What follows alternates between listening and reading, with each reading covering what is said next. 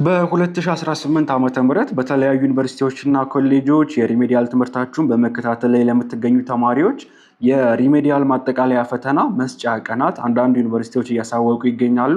ይህንን መረጃ መሰረት በማድረግ የማጠቃለያ ፈተናችሁ መቼ ሊሰጥ እንደታቀደ አሳያቸዋለሁ ማለት ነው። አብራችሁ ይቆዩ። ከዚህ መካከል አንዱ ዋቻሞ ዩኒቨርሲቲ ነው ያሳወቀው የፈተና መስጫ ቀኑን።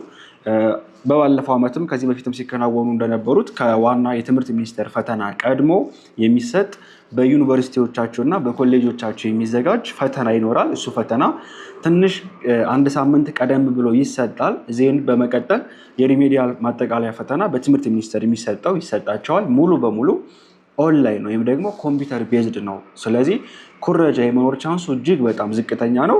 ምክንያቱም ቁጥጥር ያለው ፈተና ስለሚሆን ማለት ነው። ስኬጁሉን ስንመለከተው ለምሳሌ ዋቻሞ ዩኒቨርሲቲ ያወጣው መረጃ እዚህ ጋር እንደምትመለከቱት ፋይናል ኤግዛም እዚህ ጋር የሚያሳየው ከሚያዝያ 7 ጀምሮ እስከ ሚያዝያ 9 ባሉት ቀናቶች ውስጥ እንደሚሰጥ፣ ከዛ የአንድ ወር ያክል እረፍት ይሰጣቸዋል ለተማሪዎቹ። ኦር በአንድ ወር ያክል እንዲዘጋጁ ያደርግና ከግንቦት 17 እስከ ግንቦት 22 ድረስ ደግሞ በትምህርት ሚኒስቴር የታቀደው የማጠቃለያ ፈተና ወይም ዋናው የሪሜዲያል ፈተና ትፈተናላችሁ ማለት ነው። አሁን ከትንሽ ጊዜ በኋላ ሌሎች ኮሌጆች እና ዩኒቨርሲቲዎችም ይህን ፕሮግራም ያወጡላቸዋል። ሞዴል ፈተናችሁን ወይም ደግሞ የዩኒቨርሲቲ ማጠቃለያ ፈተና። ምክንያቱም የዩኒቨርሲቲ ማጠቃለያ ፈተና ቫሊዩ የለውም፣ አይያዝም። የሚያዘው የትምህርት ሚኒስቴሩ ማጠቃለያ ፈተና ነው። በመካከል ቀን ጋብ ቢያደርጉላቸው አሪፍ ነው እንድታነቡ ማለት ነው። በቀጣይ ደግሞ አዳዲስ መረጃዎችን ይዤላችሁ እመጣለሁ።